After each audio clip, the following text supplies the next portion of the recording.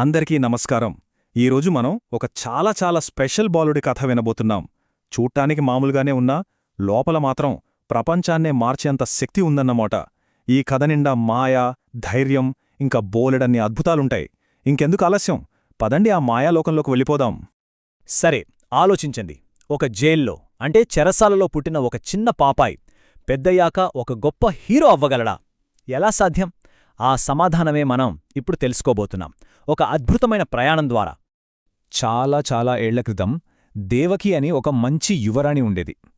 ఆమె భర్త పేరు వసుదేవుడు. పాపం వాళ్ళిద్దరినీ ఒక చీకటి జైల్లో బంధించారట. ఎవరంటే దేవకి అన్నయ్యే కంసుడు. ఆయన చాలా చెడ్డవాడు. ఎందుకంటే దేవకీకి పుట్టపోయే 8వ బాబే తనని చంపేస్తాడని ఎవరో చెప్పారట. ఆ భయంతోనే వాళ్ళనలా జైల్లో పెట్టేశాడు.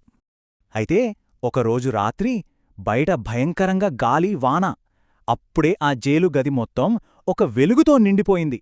ఏంటా అని చూస్తే వాళ్ల ముందు సాక్షాత్తు శ్రీ మహావిష్ణువే ప్రత్యక్షమయ్యాడు. భయపడకండి, మీ 8వ బిడ్డగా నేనే పుడతాను, మీ కష్టాలన్నీ తీరుస్తాను అని మాట ఇచ్చాడు. ఇంకేముంది, ఆ ఒక్క మాటతో వాళ్ల బాధంతా పోయి ధైర్యమొచ్చింది. అసలు అద్భుతమంటే ఏంటో తెలుసా? అదొక మ్యాజిక్ లాంటిదన్మాట. ఎలా జరిగిందో, ఎందుకు జరిగిందో ఎవ్వరూ చెప్పలేరు. కాని అది జరుగుతోంది. ఇప్పుడు ఈ కథలో మనం ముందు ఇలాంటి అద్భుతాలే బోలెడు చూడబోతున్నాం. సరే, ఇక కథలోకి వెళ్దాం. మొదటి అద్భుతం మొదలవబోతోంది. అదేంటంటే ఒక మ్యాజికల్ ఎస్కేప్. ఆ చిన్నారి బాబుని కాపాడటానికి వసుదేవుకు చేసే ప్రయాణం అసాధ్యమనిపించే సంఘటనలతో మొదలవుతుంది. అంతే, ఫస్ట్ మిరాకిల్ జరిగిపోయింది. ఆ పెద్ద బరువైన జైలు తాళాలున్నాయే, అవే టప్ టప్ మని తెరుచుకున్నాయి. అంతేనా, అక్కడ కాపలా కాస్తున్న సైనికులందరూ అలా గాఢ నిద్రలోకి జారుకున్నారు. చూశారా, దారి క్లియరైపోయింది. ఇక వసుదేవుడు అస్సలు శబ్దం చెయ్యకుండా అప్పుడే పుట్టిన బాబుని ఒక బుట్టలో జాగ్రత్తగా పెట్టుకుని జైలునుంచి బయటకొచ్చాడు. బయటైతే భయంకరమైన గాలివాన.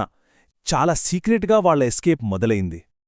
జైలు నుంచైతే బయటపడ్డారు, కాని అసలు పెద్ద కష్టం ఇప్పుడే ఎదురొచ్చింది. అదేంటో తెలుసా?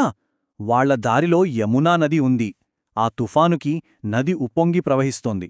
అదే వాళ్ల ముందున్న అతిపెద్ద ఛాలెంజ్. అవును, వాళ్ల దారికి అడ్డంగా యమునా నది ఉప్పొంగి ప్రవహిస్తుంది. ఆ గాలికి అలలు భయంకరంగా పైకి లేస్తున్నాయి. చేతిలో చిన్న పాపాయితో ఆ నదిని దాటటం ఎలా? అస్సలు అయ్యే పనే కాదు అనిపించింది. కాని అప్పుడే ఇంకో అద్భుతం జరిగింది. ఏకంగా ఆ గర్జిస్తున్న నదే రెండుగా చీలిపోయింది. నమ్మగలరా? మధ్యలో వసుదేవుడు నడవడానికి చక్కగా పొడిగా ఉన్న దారి ఏర్పడింది, అచ్చం మ్యాజిక్లాగా. ఆశ్చర్యాలు ఇక్కడతో ఆగిపోలేదు.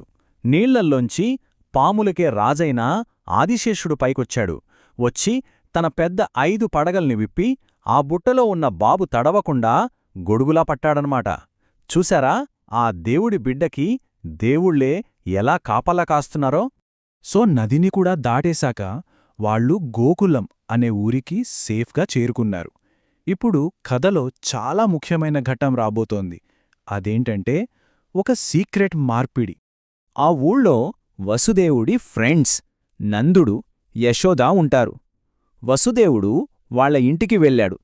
సరిగ్గా అదే సమయానికి వాళ్లకు కూడా ఒక పాప పుట్టింది. ఇక తన బాబుని కంసుడి నుంచి కాపాడాలి కదా. అందుకే వసుదేవుడు చాలా బాధతో ఒక పనిచేశాడు. తన బాబు కృష్ణుడిని యశోద పక్కన పడుకోబెట్టి అక్కడ ఉన్న పాపని తీసుకుని మళ్లీ జైలుకి బయల్దేరాడు.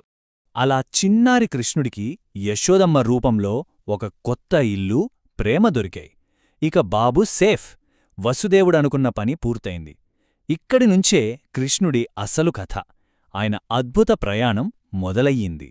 వసుదేవుడు పాపతో జైలుకు తిరిగి రాగానే ఆ మ్యాజిక్ అంతా మాయమైపోయి